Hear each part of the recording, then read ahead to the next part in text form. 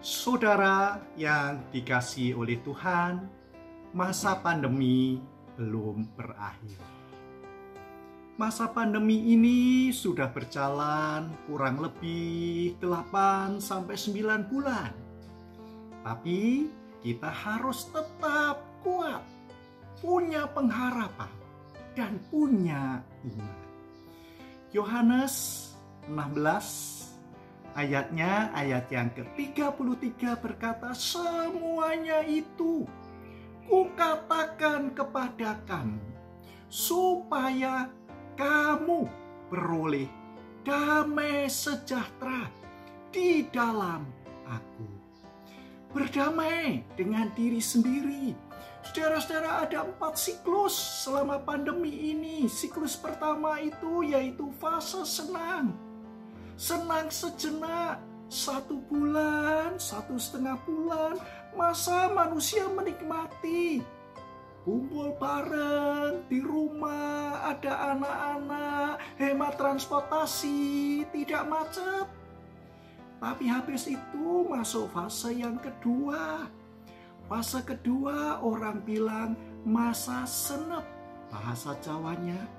Artinya masa stres, bosan. Dialami pada bulan kedua, ketiga, keempat. Banyak orang yang stres, bingung mau apa. Dan ini bulan-bulan yang berat. Tapi kita bisa melewati fase kedua. Fase ketiga disebut fase survive. Saya harus bisa hidup, bisa melintasi di pusaran arus, bisa tetap sehat di antara lautan orang-orang yang kemudian tidak berdaya. Saya harus bisa survive dalam ekonomi, dalam pekerjaan saya, dalam hidup saya. Dan itu yang kita lakukan. Kita survive untuk hidup. Lalu saat ini kita masuk fase yang keempat. Setelah survive, maka kita harus mengembangkan damai dengan diri sendiri, dengan mencari kesempatan baru, produktivitas baru. Walaupun pandemi ini belum berakhir tuntas dan kita tidak tahu kapan itu akan selesai. Saudara yang dikasihi Tuhan, berdamai dengan diri sendiri.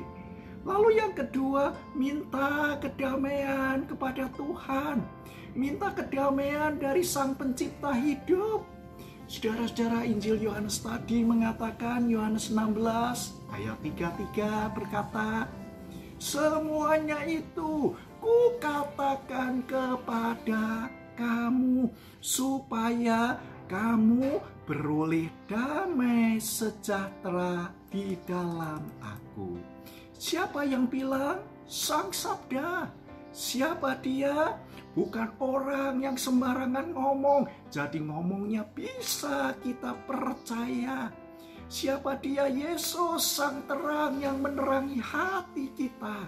Dan juga Yesus sang jalan yang menghantar kita ke jalan damai sejahtera. Saat ini saudara-saudara, kalau saudara lihat rumah yang itu ketemu masih terbatas, ketemu orang yang itu, tapi yakinlah bersama dengan Sang Sabda, saudara akan menemukan kedamaian itu.